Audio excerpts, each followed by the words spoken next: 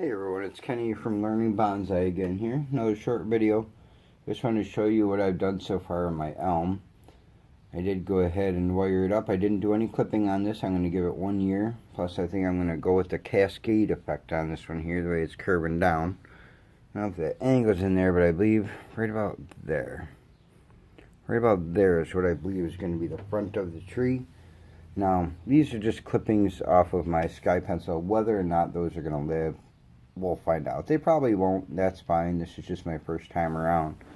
But if nothing else, I thought it would be a good little landscaping experiment to see if maybe they will root in there along with the moss and everything else. We'll find out. We'll find out. I probably could have taken some of those leaves off those clippings.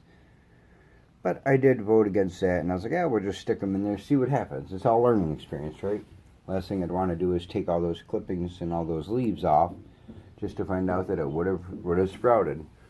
But so I did kind of the same thing on this one without too much creativity. I did add in that little log that you can see in there here in the elevated background.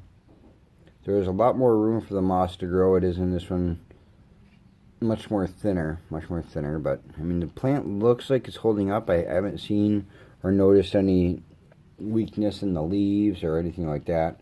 I know these aren't exactly in traditional bonsai pots yet.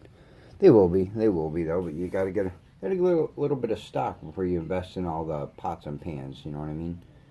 So that's where we're at. As of right now, I think it's just a waiting game. I'm just gonna let these now live. Hopefully they both do good. Hopefully my pruning on the other tree didn't kill it. We'll find out. If you haven't checked out my elm or my sky pencil vid, make sure you check that out. Give it a like and a thumbs up. Let me know which one you like, which one you don't like, which one you want to see more of, or what do you think? What would you do if these were in your hands? Just let me know. I'd love to hear from you guys. We will talk to you soon.